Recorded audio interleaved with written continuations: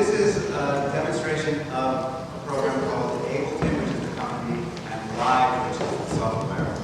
And I first learned about it through John Tinges, where he is at one of the last, at the Irvine conference. And it sounded like it was going to be just up my alley, this is what I need to get excited about playing for dance classes again. Because after 30 years of doing this, I get really bored. So for me, it represented an opportunity for me to bring textures in that I could produce just on piano or with a single drum that I usually use carry and something easy. And it was a fast setup, just on the laptop itself, and just plug it into an amp. And you can have any loops that you have in your computer are accessible through this, and you can just access it. And it's a very flexible tool. Now, before we get going with that, I'm also going to show you another tool that I've been using, which is this thing. Has anyone seen one of these? It's now, it actually gets rid of the noise. You have to worry about that. It's a recorder. It's a stereo recorder. It's got two mics at a 90-degree angle in here, and it has. I'm not going to tell you all the details that it can do, but it's called a Zoom H4, and I put it on a little camera tripod right on the piano when I'm playing. And my amp is over here, I'm playing with my drum over here, and I record myself, and it's through. And I'll play some of this in a second. I can't play any drums now, so I'll just illustrate something with this. But now, what this program does, I've got it set up, if you see, there are vertical columns, and then horizontal. This master section here allows you to press this button and it would set all of these clips playing. All of those at once. Now, before I had this box, I had to control everything with the mouse, which when you're playing a drum or playing the piano and trying to work the mouse at the same time, it's not very fun. No, this is Evolution. It's just a MIDI controller. USB. It's a USB MIDI controller. Yeah. So I have different atmospheric sounds that are possible, and I've got grooves that are in 4. So those no loops, all the way across the top. All the way across the top, yeah. No loops that play at the same time. Right, and blank space is just like a holding area for me to move things and not be concerned about. I didn't take those numbers off yet. And then there's some Latin groups here, and a pulse sphere. I don't remember why I called it that, but these are pulses that I'll show you. And then a bunch of 3s. Did you make these grooves? Or Some of them I did. some of them are presets? Some of them presets, and some of them I made with either guitar or with another keyboard. And the nice thing about Live is you can go in and you can change things around. You can modify the loop so it fits, you can make anything work with anything, basically. And technically you can do it live in performance without turning the thing off. And I don't have much experience doing that. So let me just show you what some of the sounds are like. Now, when I play, I have this all on the piano. So I play, I can access all of this, and my amplifier is right next to the piano, so the sound is all coming from the same area.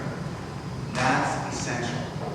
Otherwise, you really can't hear it. It's too spread out and it's not the focused sound. But this is meant to do that. This is, no, not to play class. Right. Now, there is another aesthetic consideration that I still have not come to terms with, because I go off, sometimes I'm really excited about the idea, and sometimes I think it's void of any kind of feeling.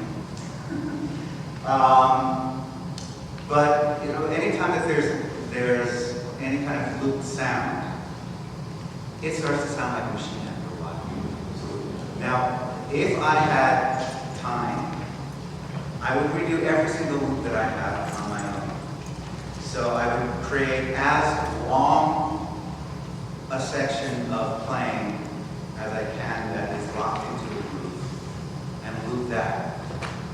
So you've got a sense of fluctuation, of variety, so it doesn't sound like the same 4-beat or 8-beat cycle over and over and over and over again. But I haven't had a chance to do that. How long in? Forever. As long as your computer can support it. Yeah, You can see it's when I go. jump in. The longest, I think I've had things that are several minutes long. With live, can I switch over real quick? Just there's this really fascinating thing you can do, which most other loopers you actually can't, which is my live looks slightly different than this because I have a light version, which means it's less powerful, but I've been working with this for a year and a half, and I still discover things. And I'm like, wow, that's amazing.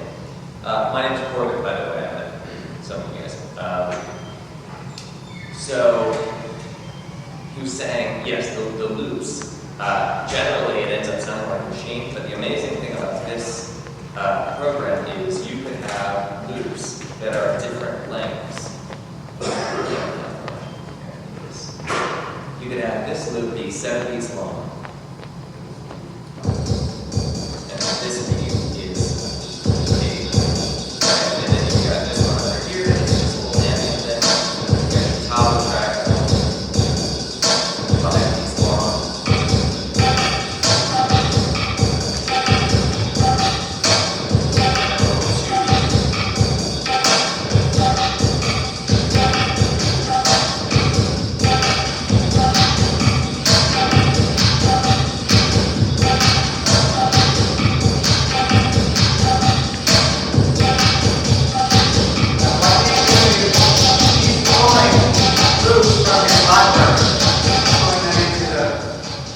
So basically here you can see right here, these are the lengths, how far along they are, and you can see that they never actually are, if you get enough prime numbers together, the loops will never line up to where they start this which makes for, I'm more of like a textural kind of musician, so that's really fascinating. I always wanted to do that. But that's really bad.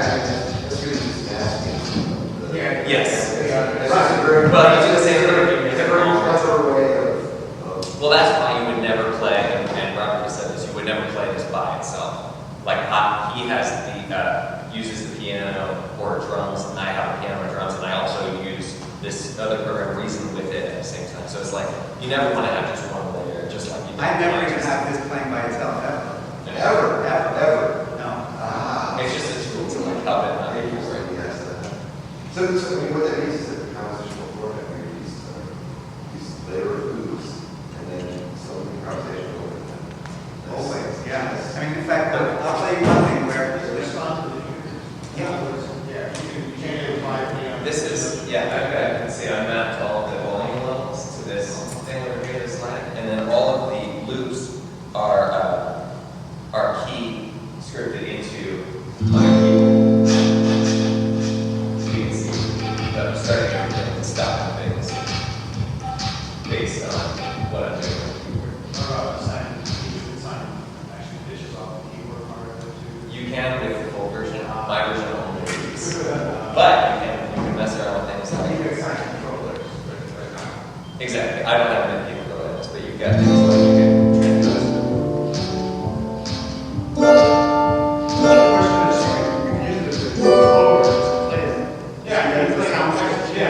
The second question is, can you play samples then? Or I guess on this version, can you play the samples and some trick like this as well? Last as long as As far as I know, you can do anything that you can think of. I haven't had the time to think of.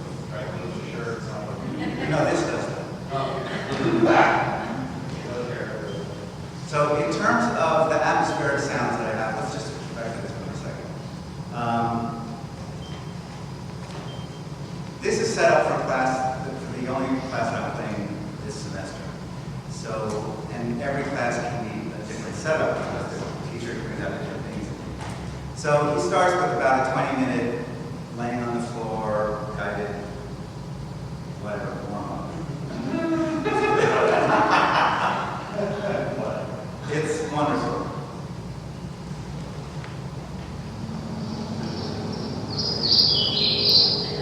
So you never know where you're going to end up.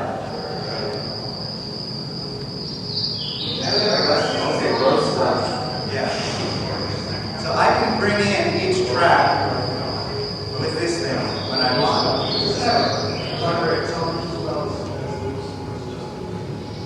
You can you say that again? Instrument. It's It's got got instruments, and you can change any of the. There's a whole bank of processing that you can bring into each track, depending on how powerful the computer is. If this were one of the new MacBooks or whatever, the MacBook Pro, if this was one of those, I would have no problem. And then I'd have a whole slew of parameters that I could control just with this. But this one gets bogged down and it freezes. Does it work on the Mac? Does it work on the Mac? No, it works both with MacBook. As those reasons. As does yours. So both of these work with either one. And what I always do is I set this up at the beginning of class, and then I play piano. And it goes for 20 minutes. And yeah. Go play. Here, watch. Go play.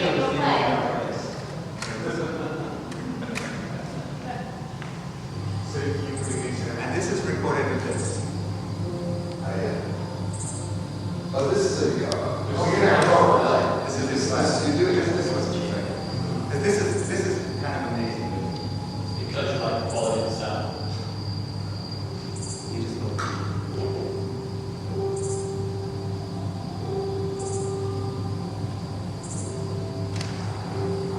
This is nice that that's XLR out. And that makes a big difference. Yeah. Yeah. With the core, that's really. Yeah. XLR was from the keyboard. Well, for and back power. This goes on. It's a Zoom keyboard. It's the only one that looks like that. how much was it? $200. And this is about 300, I think. The smaller ones. How does that one? This is all my board. I haven't hooked anything else up to it yet. Oh yeah. But you see how the blend is kind of nice, and there's some recording and everything, and 20 minutes later it gets more intense.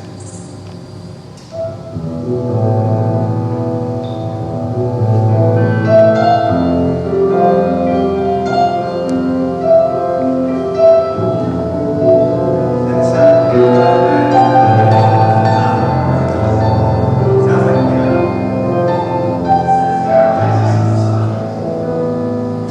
Say that again.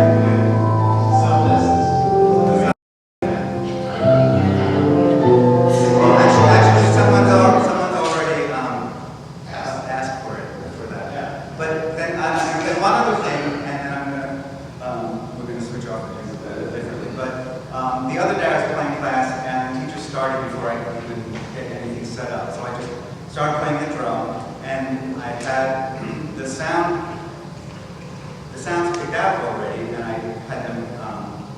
I didn't have them running. So I'm playing, and then I hit the tap tempo in the tempo that I needed and brought it in when I was playing. So that's what this is.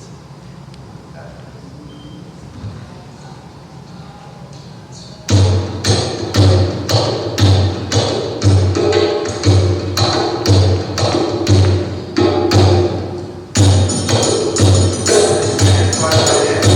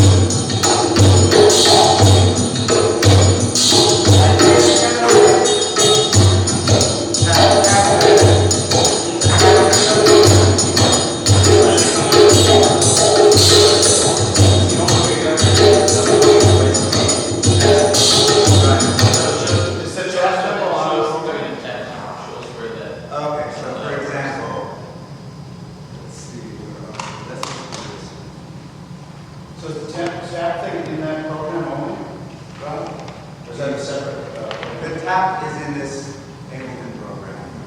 So let's see what we have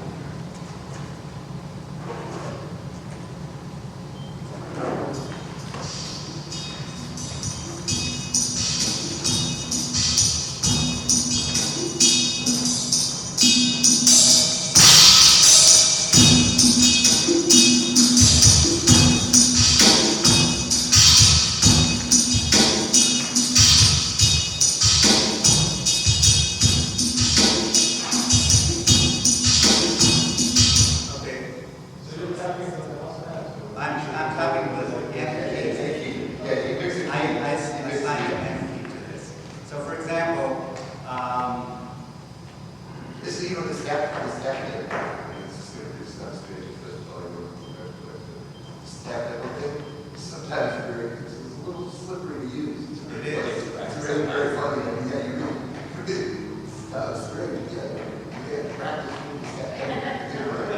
I know. That's not great. I'm usually pretty accurate, but there are times when something happens, or I don't know. But for example, 5 and 6 and 7 and 8 and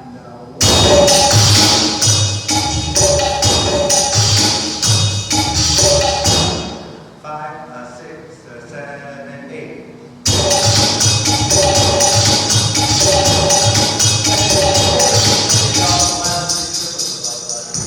That's right. It's only the last beat. Well, that's the way I have this set up for this So rhythm. once it gets 3 clicks, it kicks in. If you're in 3, it needs 3 clicks. And it averages the time of all 3 clicks. If you're in 4, it's 4 clicks.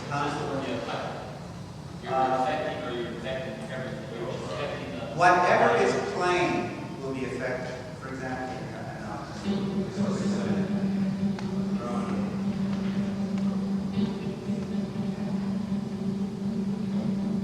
there's something that I discovered by accident. I don't know if you know about this. Okay, listen to this. And watch what I do.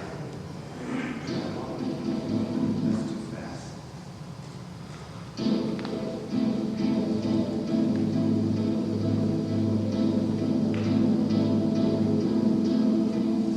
Okay, now we just have those pulses, okay? Now I'm going to change. Right here it's set up for 1 bar. So when I change something, you know how many at the end of the measure, at the beginning of the next measure. I'm going to change it to 8th note.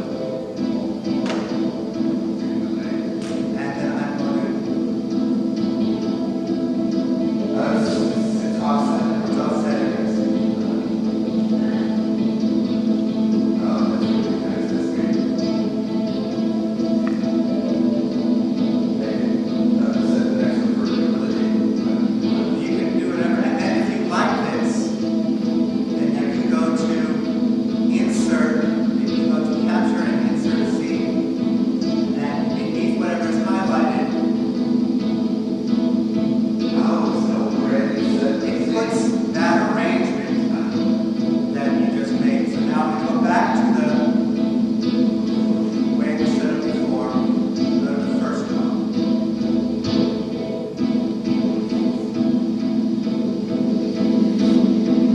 And I'm going to switch. That's what we just created.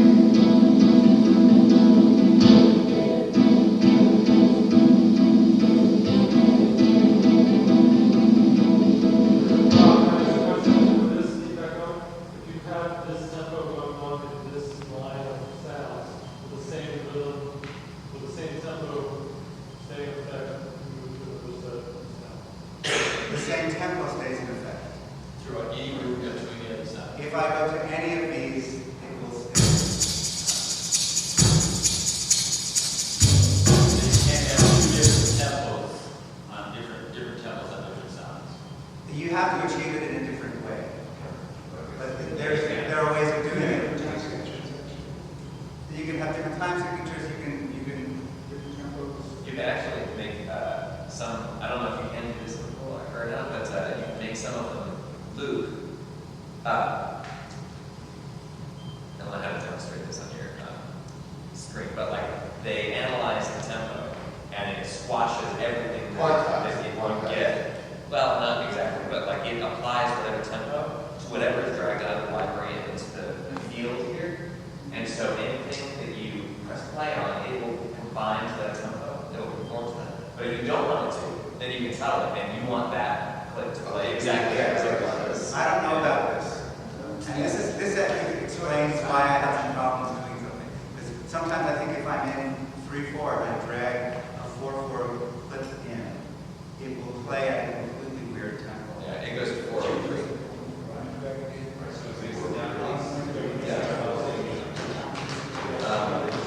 One thing also that Rob can do that I can't do, because this function is disabled on my light version, is he could play through, he could improvise his way through a piece, just as an improvisation, but record exactly what happened, and the steps that he took, and the things that he did there, right, bringing the levels up and down, pressing play on different things, and then bounce that as a sound file, and it would be like a finished piece. So basically, you sit there with your dancers, improvise your way through a piece with them, and then bounce it in a active soundtrack. I do that in common classes.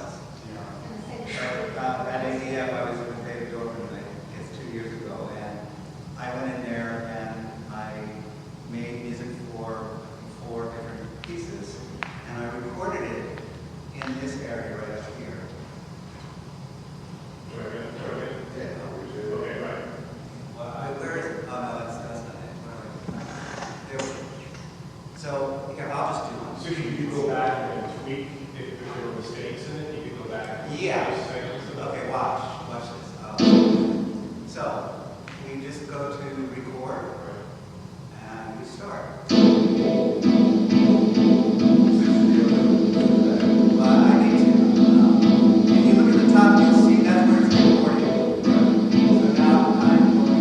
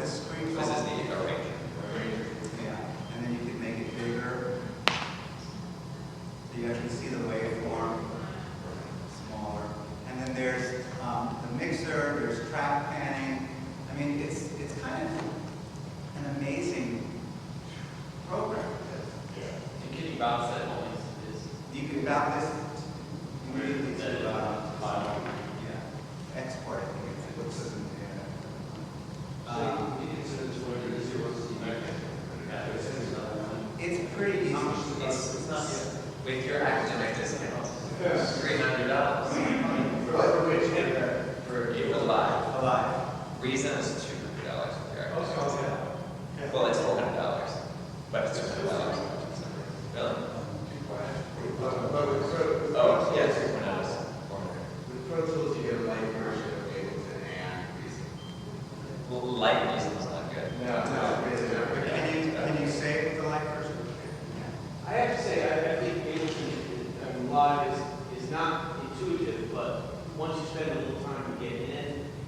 much more flexible than Reason. I use for other kinds of more static kind of things, and Reason's good for other things. But I find Live to be much more flexible, especially in a sort of dynamic situation where you want to pull things up and you know you have it, or you just want to sort of invent something. Reason is not as good at that, but it is good at other things. Yeah. I'm sure we will. Which is a good Yes, segue. absolutely. So, yes, just to go over some of the little features that that we glossed over real quick is that you've got your library view over here, which is what all your samples, and you've set what this is. So, like in 3, you can see the entire layout on the computer. It's got like notifications, blah blah blah, and then you basically select, oh, this is the samples folder. You drag that over here, and it sets it as now that's folder number 2 and folder number 1, which are just presets. And then you just drag basically something, and as soon as you bring it, and you can see with a bigger file, you can grab like a huge something. It takes a minute. It takes a minute to, wow, that's really fast. It takes a minute to analyze it usually, because when you bring it into the dock, it's tearing it apart and saying, oh, okay, this is in 3/4, it looks like, blah, blah, blah. And we're in 4/4, so that means I need to go boop. Which is not as smart as it sounds, So actually. you can't assign different methods, right, to different tracks. You can. Well- You could have 4 places you drag it into and 3 places. If you want, yeah. Well, what you would do, as far as I understand what your question is like, for example, let me just set up something really simple. It's what you did with the video, like. Okay. Set this into 8 beats long, which is 2 minutes. And it's too slow, so I'm gonna.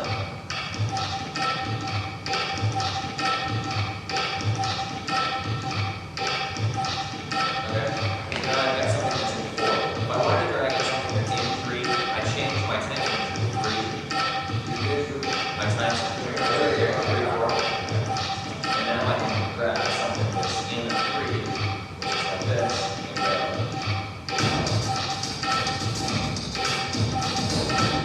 And then if I wanted to be back in 4, then I can come back to 4. So you basically stabilize sound artifacts. One layer. Exactly. It's just a bit actual down, numbers, you know. so that can come in with its identity. Because as Rob said, if you bring in inside of 4, a 3, Yeah. and then you try to make it play, what's going to happen is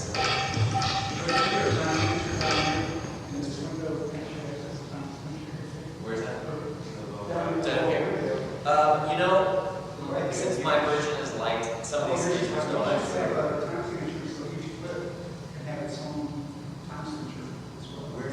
It could have its own length. I mean, all the time signature is, as far as this program is concerned, is that's okay. I mean, you could set however many beats you want, and then basically, if you know, and the way that I worked this program is, I have about 100 beats in my beats folder. Oh, yeah. Yeah, you do that. There's about 10 ways you can do it. The way you get to this is you just double click on any of these. Yeah. And then down here is the time signature of that. Right. Then you have a master time signature on the top. And there's the master here. And the program doesn't need to reconcile.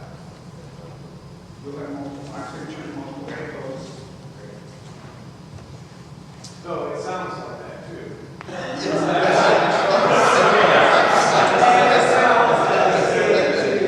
But it depends on if you're doing Carnatic music and you want a final or something.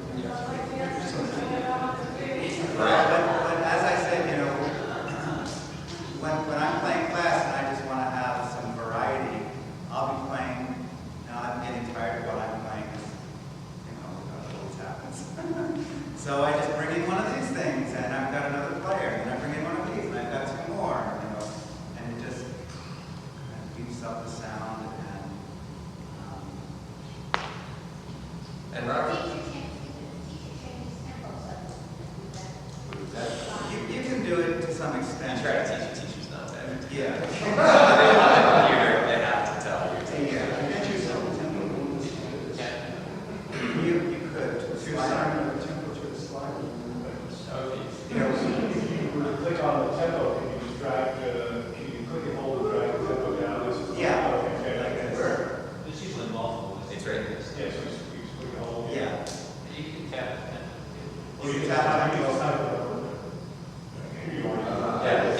So yeah, and one of the If amazing you were things trying is, to synchronize, you just type the tempo. yes, that's right. So when 4/4, we got Okay, this. so why don't you start something and I'll try to match the tempo. Oh, sure. So I want to switch it to 1.5, and I just have to, like usually when you tap, for example, if you were to tap something in, well, you have to get it all set first, and then the teacher goes 5, 6, 7, 8, and it's at 113.28. You just round it off. And get in there, and it's at 113. And then, Okay, we're about to talk. And then, oh yeah, that's fine. we get to tempo. One. I'm going to try to tap the tempo.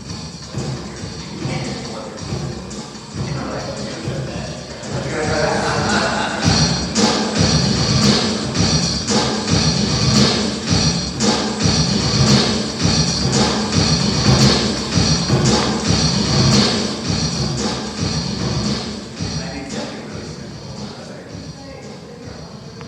Just hit it at 113, and then just hit the space bar. So 113. So while people are on that, I will just demonstrate.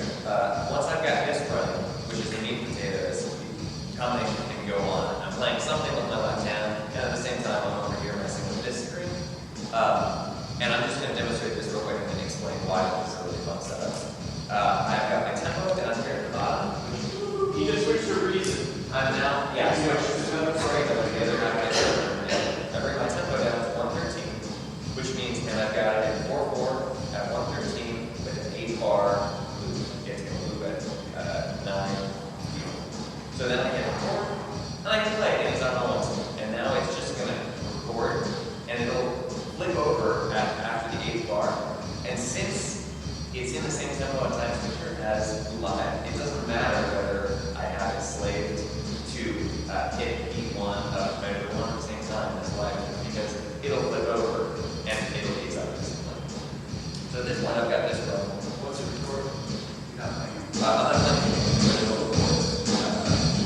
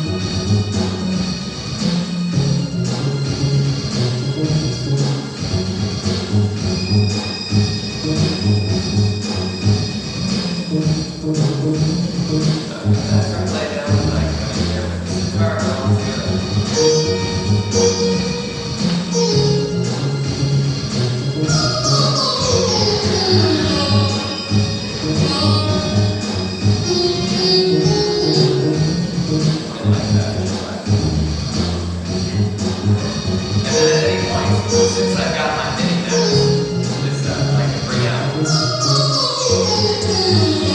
I don't like that guitar. Just go away. And the strings are too much.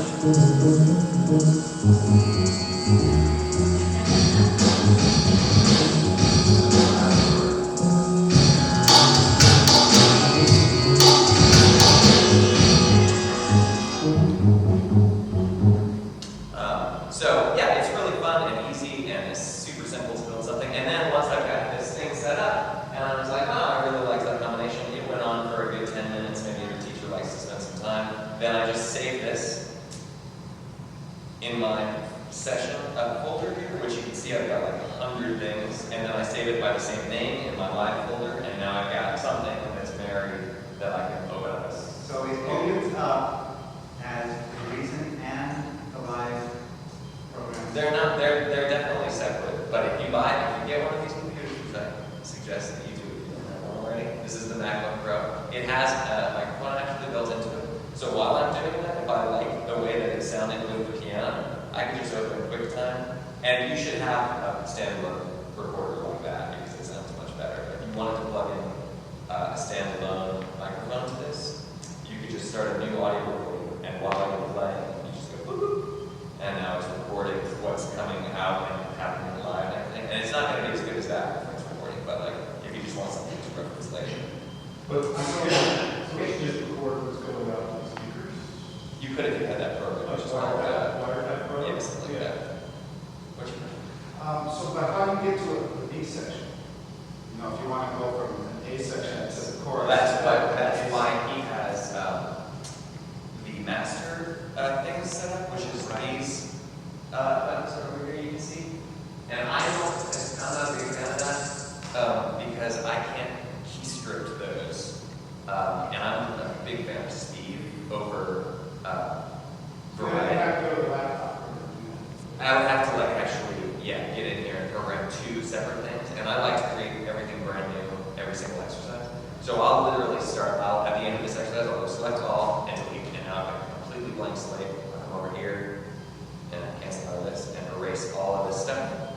And then I maybe select a new sound here, I go boop. And then here, as soon as I know that it's in the 3 that she's demonstrating next, I go boop, and I start importing stuff. You got the option fast, it's a lot you gotta do. Yeah, it's true, but as long as you get the meat and potatoes first, then you can spend the first 30 seconds of the combination setting up more stuff, because they've got it. As the teacher says, hey, we're gonna come back to this tomorrow, and work on this combo all week. Exactly. You know, that you can call it. Wait, I still don't understand how you can get to the B section. Yes, and I meant to answer your question. Well, my answer to that is that most of the teachers that I play for, unless it's a like free form kind of thing, they're not as concerned with that.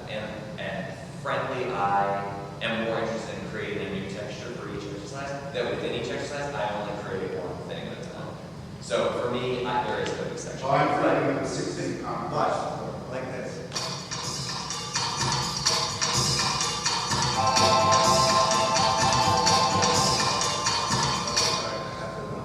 Ready? Okay, one second. I had the wrong things on. Okay. He's basically going to switch from a master, from this master. So, you know, wait, there's something else that's going on here. And this is something that, remember before we recorded something? When there's something recorded in this upper area, you have to deal with it, and you have to, it doesn't let you just punch it in the middle of the measure. So I'm going to get rid of all that stuff. So I go up here, I select all, and I delete. Now, it's gone, and I can start fresh wherever I am, whenever I So it's gonna be playing that regardless of it. Well, it doesn't have to play that, but it's tied to that clock for some reason. It's a flaw in the program, and maybe they fixed that in the newer ones, but this is what you're talking about.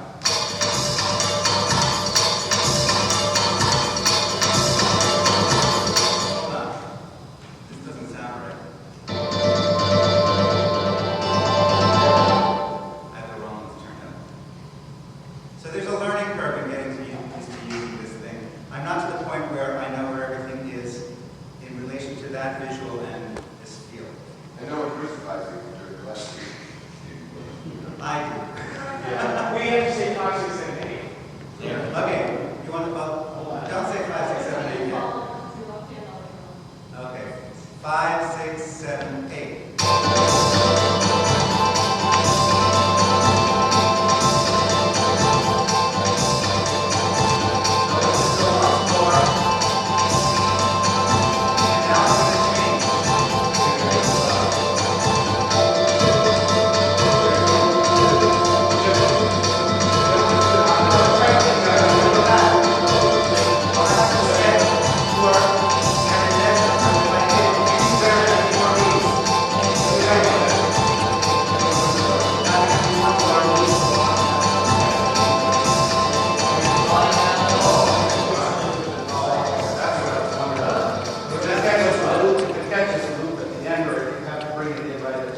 Yeah, that's one of the really things about it. It does all the mixing, so you can't make it go out.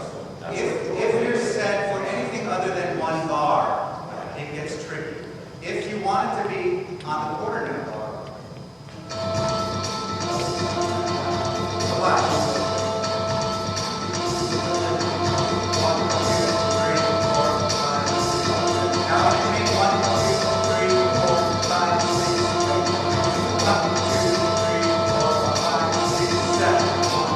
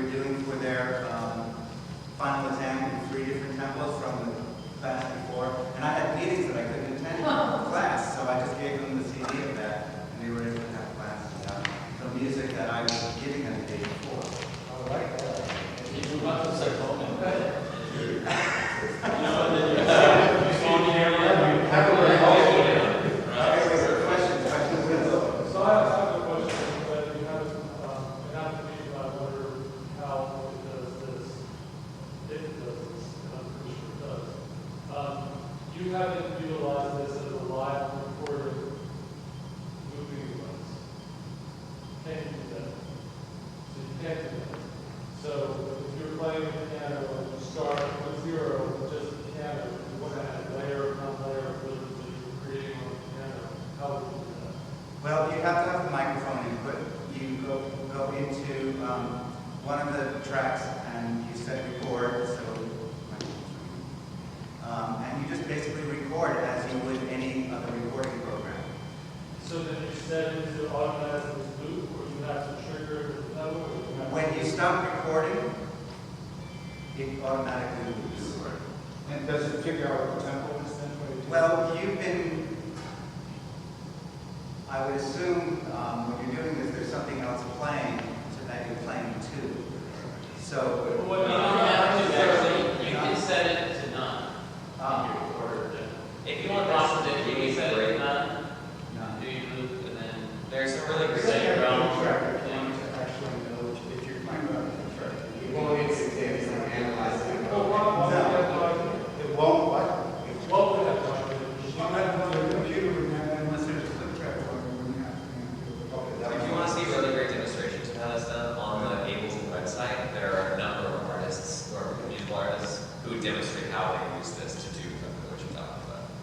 I'll go back to this question. I mean, people have been doing this for foot switch. Right. And every good ear and every good timing and practice doing it. Is this software making it easier to do that? Yes. I have done this, and it is impossible to, yeah. I mean, there's no clicks or pops or anything where you play and it doesn't catch the first part of the note that you play because your foot wasn't exactly on. And the fact that it does the thing where you tell it, okay, next measure, I want it to go completely different, and then it'll wait and do it for you. So So it doesn't work well. I'm sorry.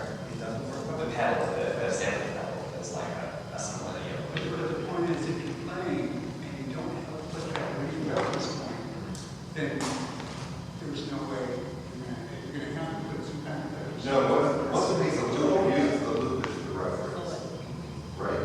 If you make a loop with none, that's some. Yeah, but it's some line in the middle. Sequence. But then if you superimpose another rhythm, like a time signature over that, That will work. then you'll have to manually adjust it so it's. Yeah, you really can't do it.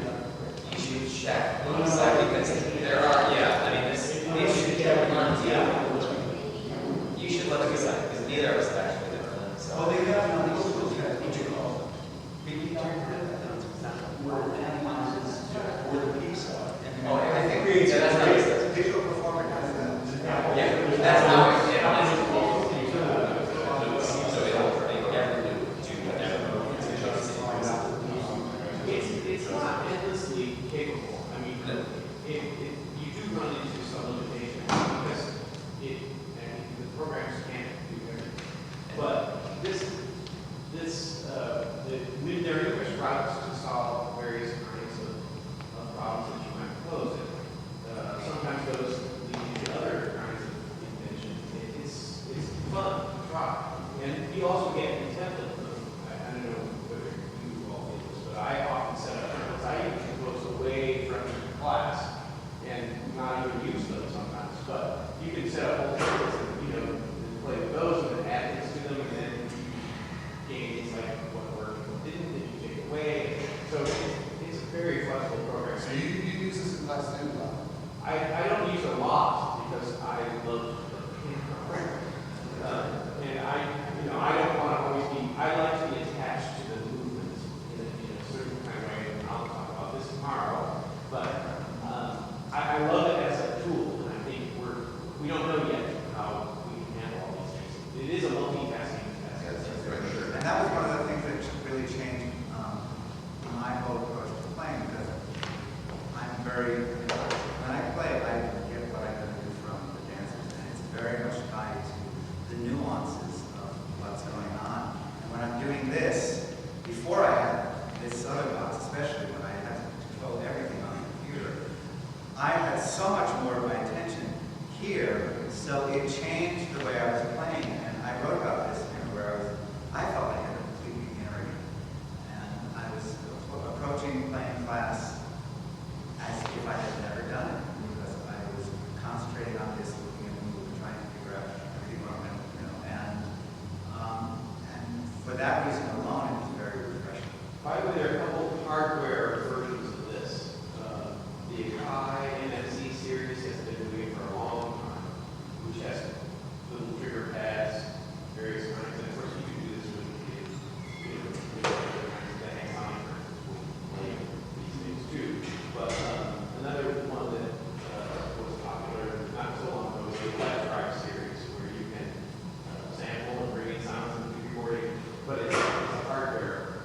It's a piece of gear all by itself. And the advantage of this is that it's object oriented and you can see the waveforms. Yeah, seeing this stuff is just And it makes a big difference, especially when you start talking about matching time signatures and how many beats And you can use this with other programs too. So I do things with this, and then I import them into Digital Performer. So I might do a whole series of sections of a piece just in here, and then I'll put it into that program. I'll work on that program. And there's something that will have to be fixed on the section that I did in live. So I'll go back to live, and I'm able to go back and re-record or retweak everything because I've saved it at the top of that recording area. And so it makes switching between programs very easy. And the limitation of this program, while it's not the be-all end-all of making music, I think the limitations are actually really fascinating. That's why I actually choose to stick with the light version, which is one that I have that looks much smaller and dinkier. But when you have Rob's approach of having like 48 tracks with, 16, just what fits on the screen. 16 tracks with how many, 24 or so layers of stuff, is you can't keystroke that because Live will accept any of the alphabet, small, lowercase and uppercase. So what you can do if you have a smaller setup, which is the flip side of having the ability to run a million things at once, which I would love to be able to do. But instead, here I've got all of these individual, the clip names are mapped to individual keys. So I've got my keys set up so that it's like track 1, loop 1, 2, 3, 4, track 2, loop 1, 2, 3, 4, track 3, 1, 2, 4, 1, 2, 4, 1, 2, 4, 1, 2, 4, and then to stop them it's shift, boom, and then it's, it's pretty incredible.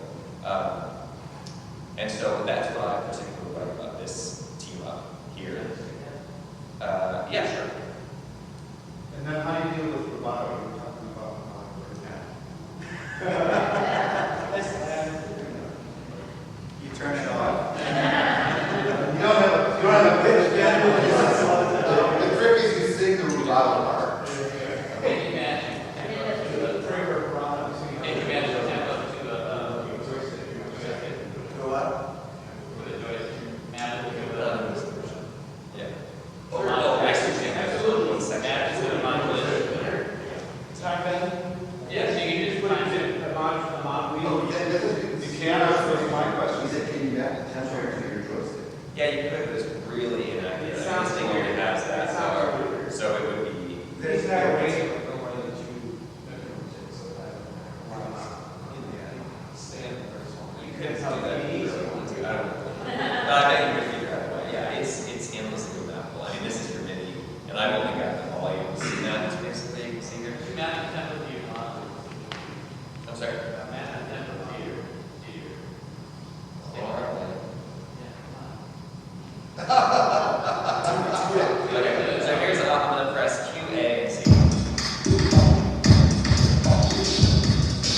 Now I got 2 separate tempos going.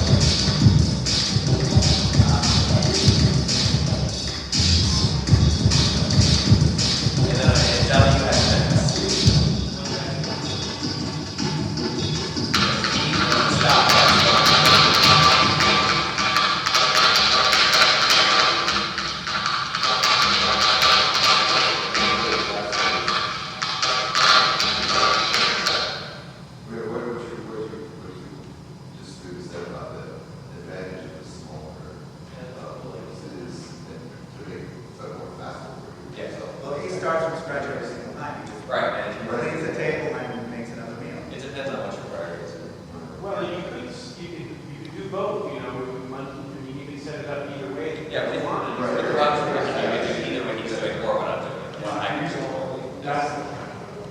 you have a different session, you have a different window that is set up in your way, and then open a whole new session. Sure.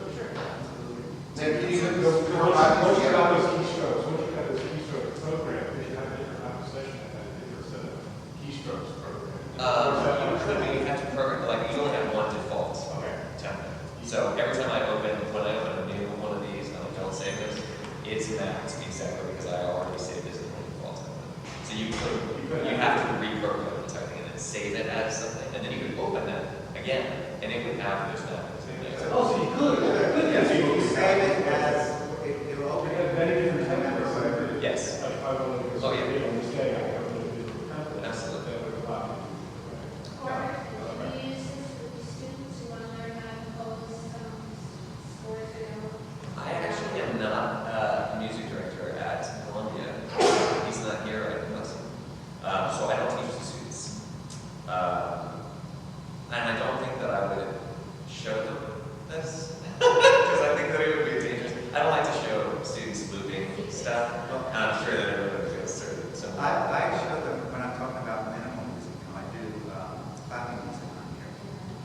So they can hear it slowly, and I can actually play the piece because I have I have to say, different tracks. I have to say that showing the students the waveform there's a huge advantage to it because dancers are visual learners, and to show them a waveform, they relate to the music in a really different way. It's like really making them listen with their eyes, and they can see things about editing and changing the form that nothing else, that music on a page does not make clear. So it's pretty amazing to get that way. The idea of the waveform is, I think, I agree with you, but I actually composed a piece with the choreographer for the students using the movies. And she and I composed, actually brought the video of it with her, and she and I composed the music with Soundtrack Pro together. And it was all so because we could visualize and she did it into the meanings. You see the dance, you see the composition, it's not really the music, but it works so well because we can visualize with this type of thing. Visualize. They also, when we're listening in class to different things and they hear something, and they say, oh, well, what's that sound in there? I said, well, they hear the drums in this beginning part. That's the same thing, but it sounds so different. All they did was they put different gates on different filters and changed the pitch, but it's the same sound. And because I had some of those students in my sound design class, and we're doing these things just in GarageBand, the lights went on and they realized, oh, that's what we're doing with these other sounds in different ways. So they're able to understand actually what's going on with the voices. Can I just ask you one more? I can wait for questions. Okay, I just wanted to, just because we only skimmed reason basically. If you're not familiar with this program, and are you going to do this tomorrow? Or, oh, okay. Okay, basically, it's amazing. It's a synthesizer, it takes no audio in, so you can't record a voice or a piano or anything like that. It's only a sound generator with a sequencer built into it. And here's your sequencer, you can have a million tracks because it's all MIDI.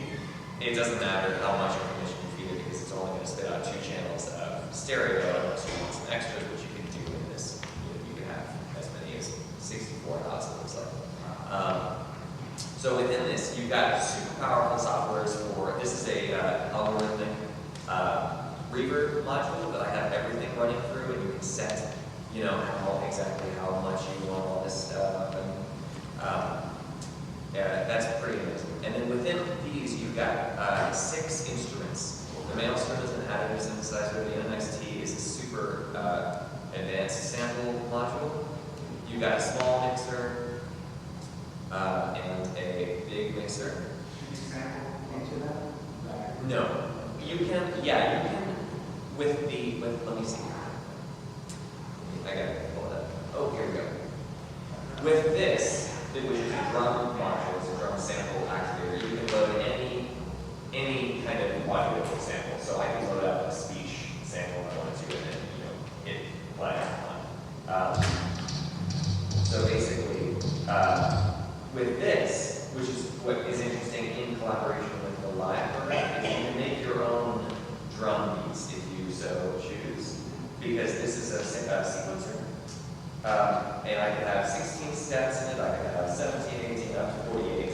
I could set the resolution of it to triplets, or quarters, or 8s, or 16s, or 64s. Any sound, any step. I've got 10 sounds per module, and I can have several modules running. And I can do the same thing as in live, where you've got like one sequence that's 13 steps long, one sequence that's 19 steps long, and one sequence that's 17 steps long. And you record 48 steps of that, and then you can loop that, you bounce that as an audio loop, and open it up in live, and then you've got your own stuff that you can eliminate that you can activate in the ultra specialized way that you have in live. You can't do it. Oh, this is pretty awesome. Yeah. I like how the shape.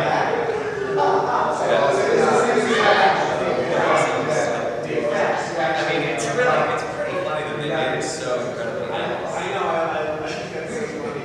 It's ridiculous. It doesn't need But you know, it comes in handy sometimes when you can't remember where. Yeah. Where you can set it to automatically look things up, but then you don't want it to be there. Yeah. So you maybe toggle to that. Does it have a razor blade lock too? Yeah, it almost does. This is, I mean, if you work with modular synthesis, modular synthesizers, you can basically do all the things where you hook up a gate from one module to an envelope filter on the envelope, and then you hook that envelope up to the, you know, the arpeggiator. It's pretty amazing. Is the mouse or the mouse or whatever it is that what you see in the live version as the subtract board? No, it's subtract.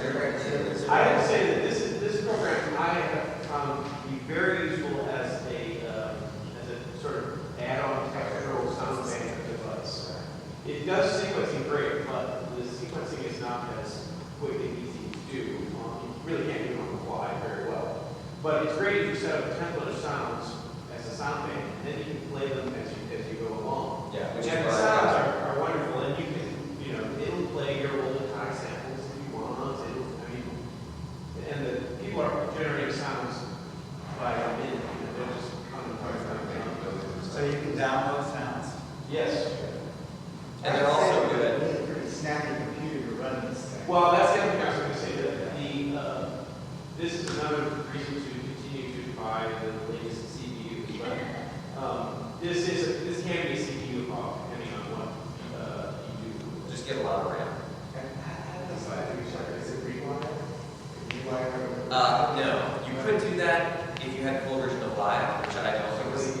What he's talking about is you can slave Reason to live so that any tempo you set in live and time signature, it'll automatically do that in Reason. And I don't do that, I have to manually do it, which I found a way to manipulate my way through. But yeah. You just have to hit the tempo. It's like a tempo. No, yeah, that's what I was explaining before. As long as you have if you have in live 4/4 at 113, you set your tempo in Reason to 113, and you have some number of fours. I understand. Then You're it'll still hit at the always, same time. no, you don't. That's So what I'm saying. recreate Because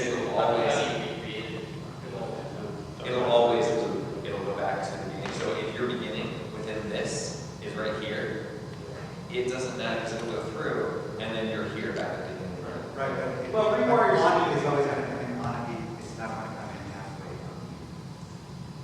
Like if you click Reason to start and life is already going. Oh, you would never do it. You always hit Reason to start first, and then you sing live to Reason because live. Whatever, you still have to sing to what you're hearing. You have to turn the light on while you're hearing Reason. I think even if you have something on Reason and something already put online, both of them playing at the same time, so they process. Oh yeah, you wouldn't press play on at the same time. If you had two things going, then you have to do Reason first because it doesn't. It's unreasonable. Yeah, it doesn't. So Reason is not I want to return to Alan's question and actually tap everyone's collective technological expertise because I didn't really get an answer. What I thought you were asking is, how can you set up a situation where you have real-time capture of live playing and kind of instantaneously have a usable sample from your real-time playing that you can use in this environment? Do you need a piece of software that's missing? Is it a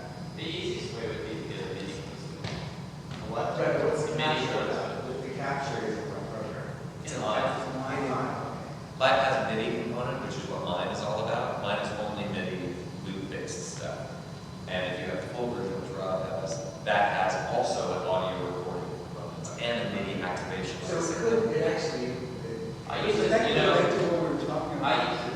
If you record it live, and I'm still not convinced, unless you've got something like Beat Detective or something, because if you're not recording to a click track, and you want to over that, I mean, you can do it with your ears, but it's not going to sync up to what you recorded unless there was some reference. This is how it does it. I think this is how it does it. As long as if you've got live playing, and you press record on the beat, and then you start playing, and you're playing to the beat, Well, that's what I'm saying. and then you stop the recording of the track On the beat. on the beat. The recording goes according to quantization. Okay, so if you've got it set at one measure, it starts to record at the beginning of the measure, and it stops recording at the end of the measure. So Okay, it'll- so it will quantize it, and as long as you play it in the groove, then it'll. No, it does. What it said, you have to have.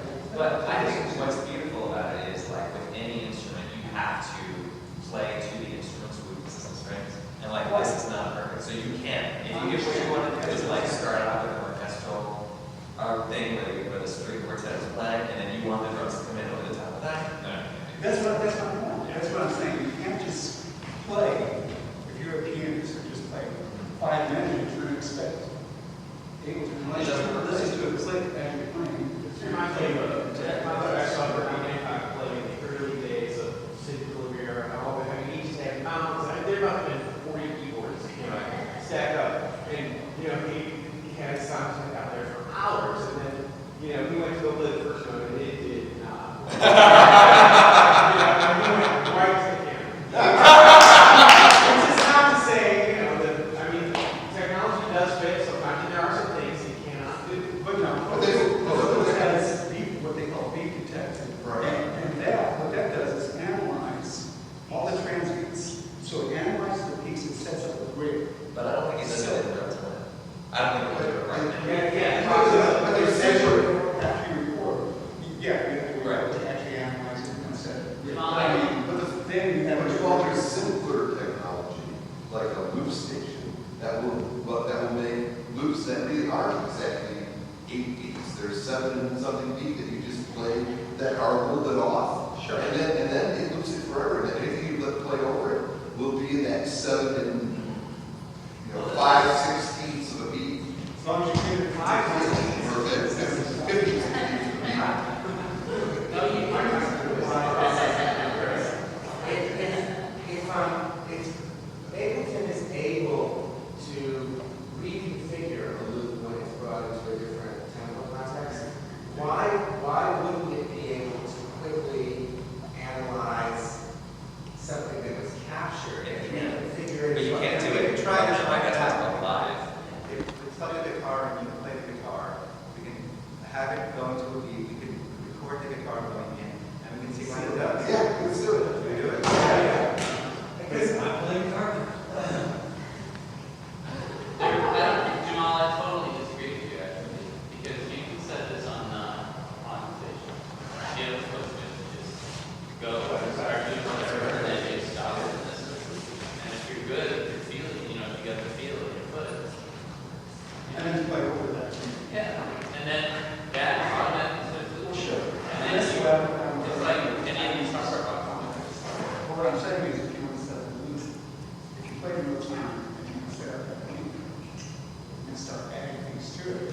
Yeah. the question would be, what else can you bring from the What else program? can you add? But it seems to me, once it's in the program, it's going to have to deal with some context that's already inside the template. So you're going to have to be able to plug into that. I don't know how. I look right into it. Let's say something about beat detective, because that. I mean, that's actually the software is exactly the same.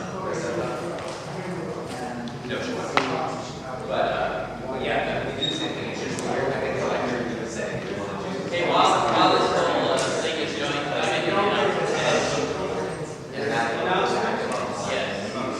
Yes, we can. right. That's So what take it. right. And even so, for this game, it's false. Right. So I'm not. Yes. While they're getting their guitars set up,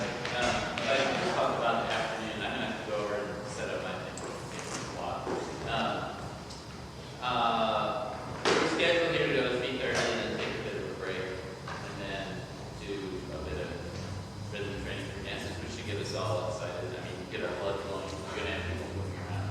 Here? And I'm suggesting that you actually do it here. We take like a 15-minute break when you're done. Do figures hour, and then another little time to walk over to Transit Center. And Christian, could you lead people over to the arcade, because you know where it is? Yeah. So, 5-ish. Okay. So what I'm suggesting is we go here until, I guess it looks like we go a little more. But we could go, here's my suggestion. Go here to 3:30. Have a 15-minute break. Do figure for an hour. Walk over to Grand. But if you would go over here, then that might shift a little later. And then take a break. And then, yeah. And then when we get to the arcade in the Grand Center, there's a rack of chairs outside the door. That each of you grab a chair, bring it in, and set it down. That's just to avoid us. And then I'll do my thing. And then we'll have a break, and then we'll go to 303, which I scouted out. 303 Indiana Street for. Indiana? Yes, 303 Indiana Street, Erlanger House. For dinner, we're starting, I'm expecting you to start arriving at 7, dinner will start at 7:30, buffet, get there whenever. I have the house until tomorrow morning at 6 o'clock, so, yeah. You can walk over if you want, it's about a 15-minute walk. It's just $2, $2 or $3 out that way, and then about 4 over that way. Or you can drive. Yeah, there's a park on the street. You can park. Oh, parking. Saturday and Sunday, there's park in the lot across the street. Yeah, it's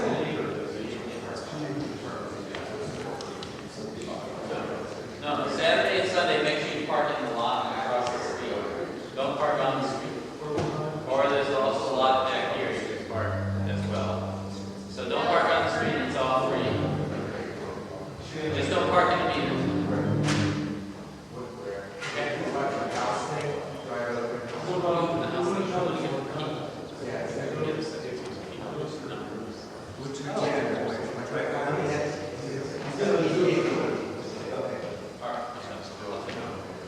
Okay, so we're going to try this 2 ways. I'm going to try to keep it as simple as possible. Let's see.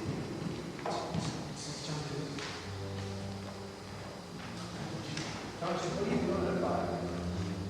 I'm showing you this is our product.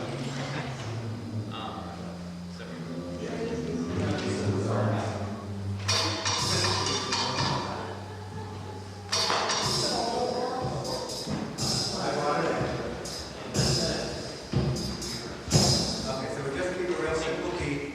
Now, we haven't set to come in every bar. And